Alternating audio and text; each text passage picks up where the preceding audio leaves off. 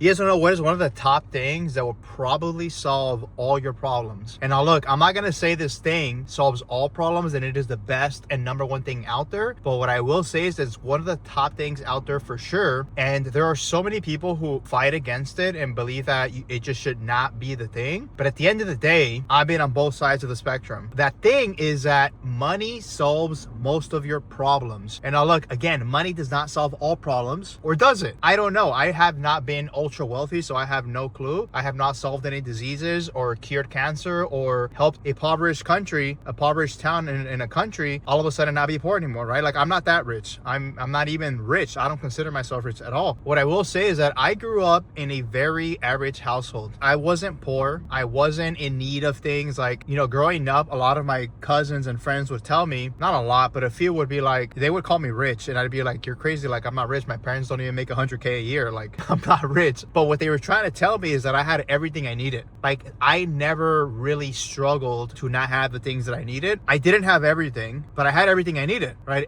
All the basic necessities that you need as a kid growing up, I had. And even above that, I had more than that. Like, my parents bought a house when I was 13, so I lived in a house half my life, you could say. I did grow up in a one-bedroom apartment with my two sisters and my parents, probably from like obviously 1 up until 12 or 13 when they bought this house. Even when I was at that apartment, I still had what I needed. Like, I had a bed, I had food, we never struggled. My parents would sometimes argue about money, but like, we had enough. And eventually, you know, as my parents got older, they got better jobs, or my mom started a business, like, you know, they started making some money. Like, I think my mom started making over 100 grand probably when I was in high school, and my dad was pretty close to that too. So, you know, 150K, 200K household 15 years ago, that's 20 years ago or more, was actually pretty decent. We had a house, we always had food, we had an abundance of food. My parents would throw parties, we'd take trips, you know, I had video games, we had a TV, like, we each had our own bedroom. So like, I was not poor at all. But my parents also didn't just give me everything, right? I had a small allowance of like $5 a week or something back in the day, which is a lot back then. But again, I had enough. I never really thought about, you know, like, hey, we're broke, I don't have money. Like, as a kid, I've talked about this before, like, I knew I always wanted to make a lot of money. Like, I just had this thing in me where like, I just wanted to. Like, my mom was talking about saving money all the time. My dad's brothers did decent in their trade of what they got into, like dentists, doctors, things like that. They became small-time investors. So like, I would always hear these things, and I think that really gravitated towards me. Or maybe it was like a soul thing, I don't know, or a combination of both. So I knew I wanted to do that. Through all those periods of my life, you know, from 0 to 13 to 25, before I moved out of my house, and even after I moved out, like, I was just getting by. I was never broke. I had enough. Like, I was always in that like threshold of like, I have what I need, but I'm not broke. I want more, but I don't really need it. There was always this recurring thought of like, I want those things. Like, I want those things, and like, what is it gonna take? A big part of, you know, what shifted for me was that my mom and other people in my life would always tell me like, hey, like, the world doesn't revolve around money. Like, the way you speak about money, it's like it revolves around you all the time. And look, I'm not saying that's a good thing. Like, I'm not saying that at all. But I know that I always had these recurring thoughts in my head. I was always thinking and wondering and feeling, and like, I was like, I gotta make money. I gotta make money. I gotta save money. I gotta save money. I gotta invest my money. I want to multiply the money that I have, right? And even as a kid, I used to save all my money. I'd probably say 90% of the time I would save all the money as a kid. Even if it was $100, I would save it. If it was $10, I would save it. You know, I just started saving a couple $100s and a couple $1,000s. Eventually I got a job. I started saving that. I actually never got to a couple thousand as a kid, but you know, I had a few hundred, and then I would buy something, and I would buy things like that through allowances or birthday gifts, things like that. And even after high school, when I started saving money, like, I always just had this sense of like saving.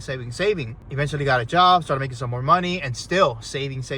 Very frugal, wasn't gonna spend. I knew I wanted to have a lot of money. My thought process was like, well, if I'm not making a lot of money now, the best way to have a lot of money is to save the money and invest it, and just keep saving and investing. But it got to the point where eventually I was capped out. My finances and my projections and my budgeting was so on point that I was trying to cut every possible dollar that I could. And I did that for a few years. Once I had been working between like 24, well, actually I've been working since I was 18, but there was this period once I started making like some money where I got stuck. Like, I was saving, you know, maybe $1,000, $1,500, maybe $2,000 a month, and I got stuck. Like, I was like, dude, this is too slow.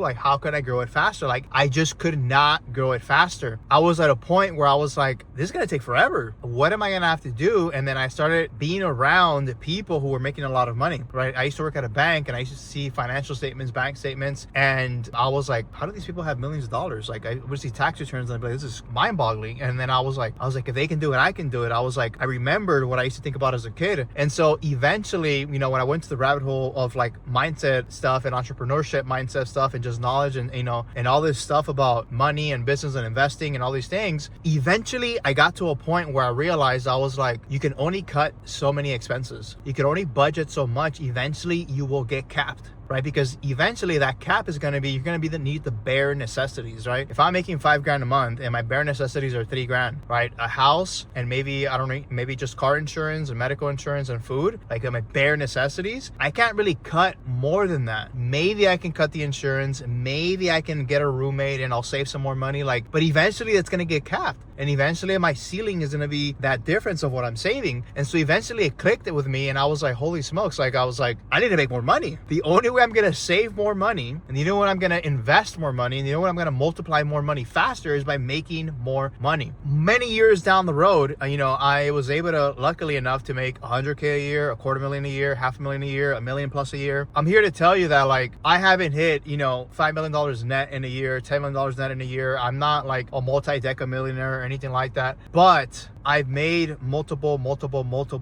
seven figures. I have a multiple seven-figure net worth. I'm at a point now where I can pretty much do almost anything that I want. And today I'm at a point where I'm being very frugal just because things are not moving the way they need to move. But what I haven't forgotten is that how easy life is when you actually make more money. And I remember back in the day, you know, I was trying to do so many different things to make my life easier, right? Trying to get people to do things for free for me, trying to save an extra dollar, you know, taking napkins from In-N-Out or a burger joint or a restaurant, you know, to not have to buy napkins later, or like going to my mom's house and like, hey, let me have some fruit, you know, just like little things like this. And it got to the point where I'm like, dude, that's stressful. Like, that is so stressful. You know, so many people live that lifestyle, right? Either A, because they don't know any better, or B, because they just haven't figured it out yet, or C, they just don't think it's necessary. They rather continue doing that. And guys, girls, it is so much easier, so less stressful to just make more money than to be struggling just getting by. And look, you might be okay with having what you have today. And you might be like, hey, the bare necessities of what I got, I'm perfectly happy. My soul is happy. I'm spiritually happy. More power to you. Like,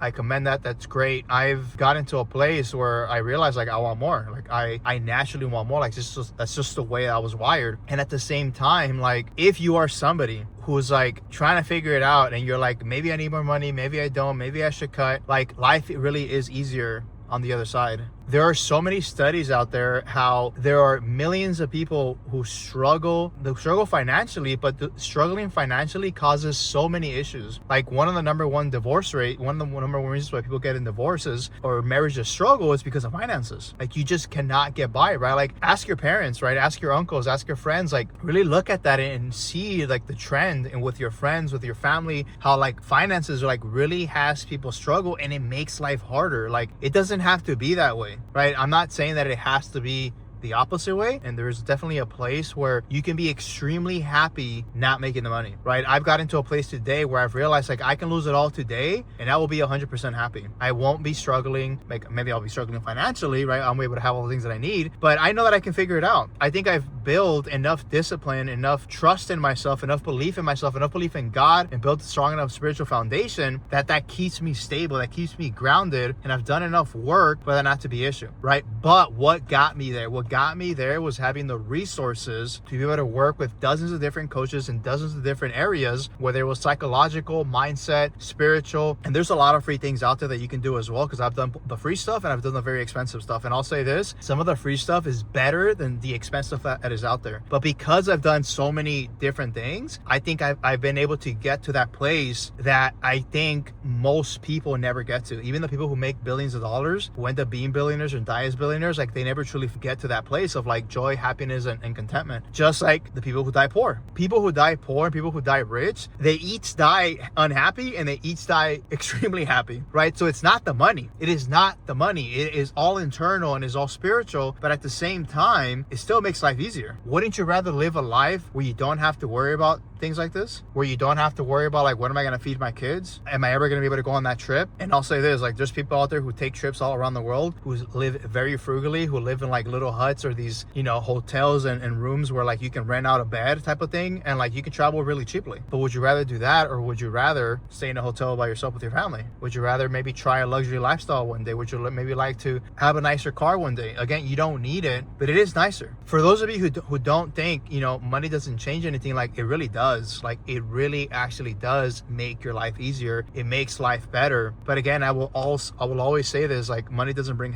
like it does not bring happiness in that sense. Like it doesn't bring that fulfillment is really the word I think I'm looking for. But it does make things easier regardless of where you're at. Like I think there's different stages, and we go through these different stages sometimes multiple times, right? There's a stage of like frugalness, of like I'm gonna save, I'm gonna cut expenses, you know, stay focused on whatever the objective and the goal is, and then I'm gonna invest it, and then I'm gonna expand, and then I'm gonna enjoy it. And then there's gonna be a period where you have to be frugal again. Everybody does it. Even the richest of the richest people do the same thing. Like they're still spending a lot of money in comparison to the average person, but they also have moments of frugalness, right? Based on what they make, based on what they have. You guys have no idea like how different it really is to get to a point where like you don't have to think about money. Your creative flow it's infinite, and we can tap into that creative flow whether they're rich or poor. But again, it makes it easier. We don't have to worry about money, right? Just like anything else, like it makes it easier when you're a kid. Like kids are naturally creative, right? Why? Because they don't have to worry about things. They're always in constant creativity and flowing in their thoughts, because they're not having to worry about a job. They're not having to worry about how am I going to feed this person or feed my son. Like they don't have kids. Like we don't think about those things. You know, think about that. Think about where in your life today could you set yourself up to maybe not make more money, but maybe save a little bit extra, right? Maybe invest a little bit extra, because it will go a long way. 5 years from now, saving $100 a month will be exponentially more than if you bought $5 worth of Starbucks every single day. I'll just tell you that right now. Like it might not seem like much, but if you save $10 a day, that's $300 a month, $3,600 a year, 10% return on the S&P 500, which is super simple. That's $306 extra that by the end of the year, you do not have $4,000. You do that again, another $3,600, you get 10% back on that. Now you're like at $8,000. Like you guys have no idea how fast that could compound. $100 in easy is really just $5 a day. Really look at that. Like look at how money controls your life, and what can you do so that it doesn't control you, right? Whether that's spiritually, psychologically, and actually literally with financial literacy. Working on all three parts for finances, psychologically, spiritually, and actual literacy about it has absolutely changed my life. And I invite you guys to like really look into that, because I guarantee you it will do the same for you as well. And again, I'm not telling you to go out there and get rich. I'm not telling you that you gotta make $250,000. You get to find that threshold for yourself, because you can be making $1 million a year and be completely unhappy. At the same time, I've met people who make 40 grand a year and are some of the happiest people I've ever met. It's mind-blowing. Work on all three of those, and I guarantee you guys, like you will get to the place where you absolutely love your life. And so that's all I got for you guys today, and I'll catch you on the next video. Peace.